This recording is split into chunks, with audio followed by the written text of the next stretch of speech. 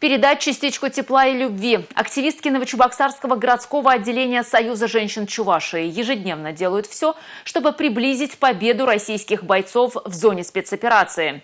Сегодня мои коллеги наведались в гости к девушкам, которые уже изготовили почти 1500 окопных свечей, а также посетили швейный цех, где делают специальные носилки для раненых на поле боя.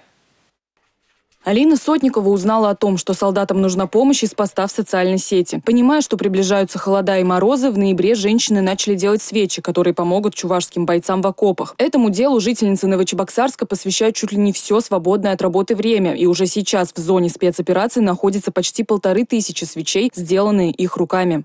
Сейчас очень много народу подключилось. С Чебоксар приезжают, с Чебоксаров тоже заливают. Это мы все уже коллективно, все, это уже подсчет уже пошел. Там уже 2000 с лишним свеч уже со всеми. Это изначально мы 1390 чисто своими силами тут начали. Чтобы как-то они могли согреться, почувствовать наше тепло и как-никак нашу любовь, чтобы наше тепло и наши молитвы их оберегали.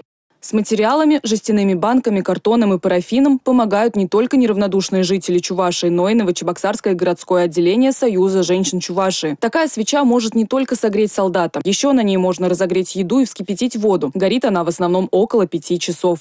Картон положили в вертикальном положении, чтобы парафин пропитывался полностью, чтобы там сухой картон не оставался и долго горел, его надо хорошо залить. Фитилечки тоже должны быть хорошо пропитаны парафином, чтобы тоже она влагу не впитывала и зажигалась хорошо.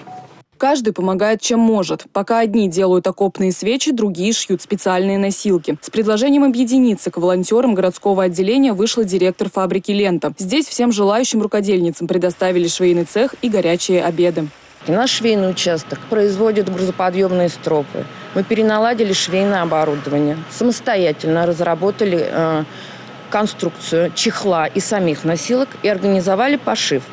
Первые носилки были сшиты нашими сотрудниками. Наши швеи оставались после своей рабочей смены.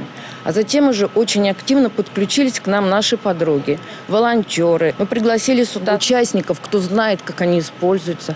Они оценили верность наших решений. Мы даже проверили, сколько носилка выдерживает разрывную нагрузку. Сегодня здесь ежедневно 10 женщин по 8 часов раскраивают, сшивают, складывают и упаковывают десятки тактических носилок. Сперва было непросто, делятся активистки. Далеко не каждая умела шить, хотя и очень хотела помочь. Но они быстро наловчились и теперь делают по 40-50 носилок в день. Мы в основном мамы, бабушки, наши сыновья, внуки, племянники участвуют на спецоперации. А мы просто рассчитываем, чтобы эти носилки, они не понадобились, честно говоря. Самое главное, но хочется помочь нашим бойцам.